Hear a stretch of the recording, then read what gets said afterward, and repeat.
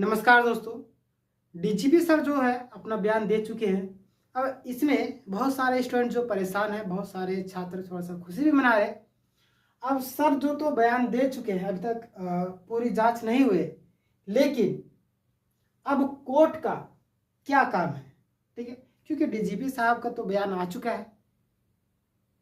अब ऐसे में छात्र थोड़ा सा दुख भी व्यक्त कर रहे हैं। कमेंट सेक्शन भी कई सारे लोगों का कमेंट पढ़ के लग रहा है कि पता नहीं क्या जीवन से चला गया।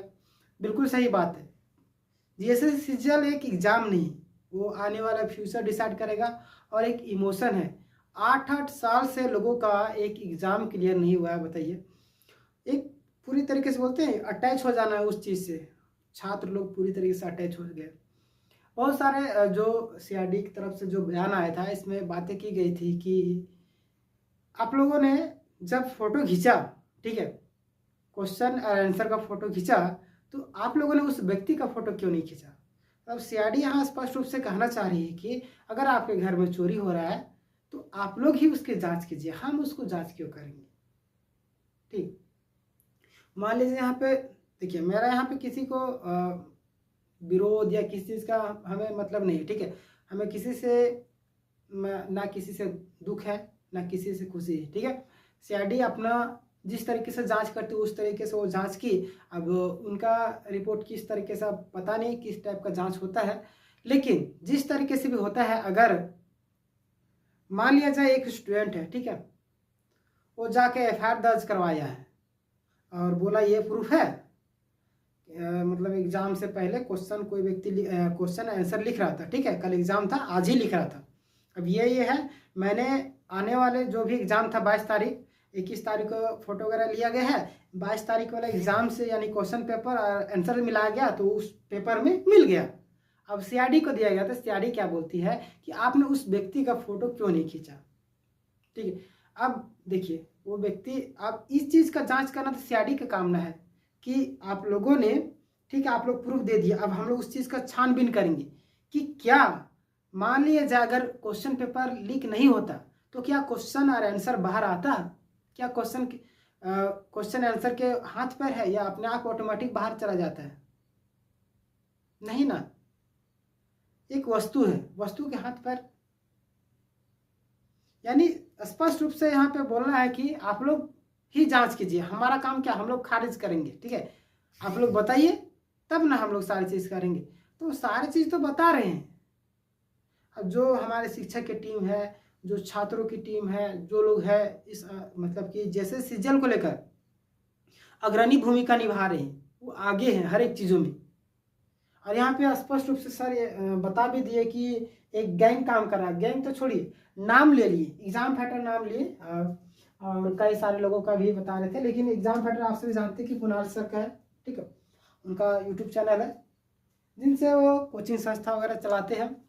तो इस तरीके से स्पष्ट रूप से तो छात्र लोग कमेंट कर रहे थे कि अगर सीआरडी के पास अभी तक पूरी तरीके से रिपोर्ट नहीं आया है, फिर भी इतना बयान कर दे तो किस तरीके से विश्वास करेगा स्टूडेंट की निष्पक्ष रूप से सारी चीज़ें जांच होगी, ठीक है। अब तो सीआरडी मतलब सारा चीज़ क्लियर कर दिया, अब कोर्ट का काम क्या ही बचा है, कोर्ट का मतलब कि फालतू का है। इस तरीके से बहुत सारे लोग जो कमेंट कर रहे थे, बहुत सारे छात्र लोग।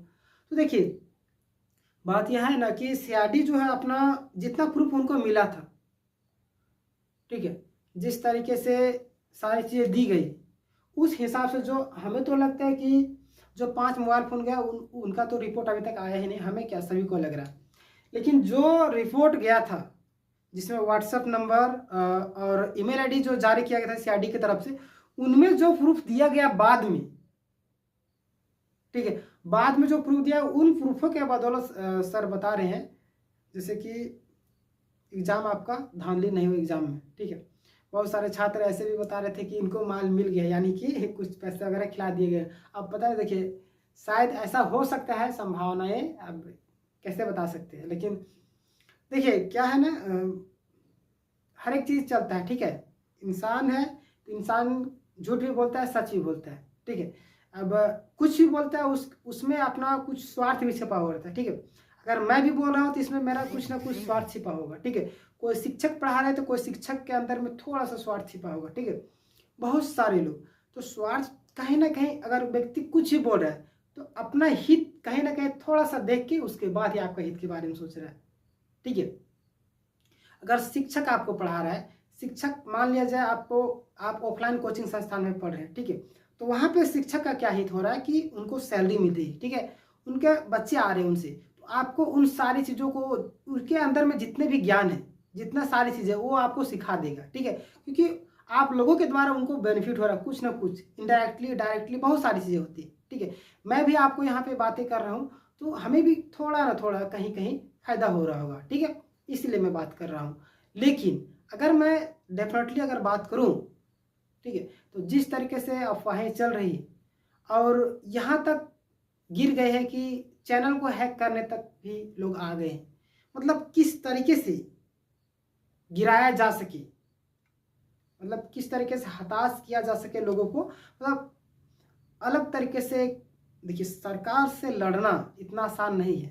ठीक है, अगर कानूनी प्रशासन मान लिया जाए, विपक्ष में अगर सरकार रहती विपक्ष के लिए तो उससे लड़ना आसान होता।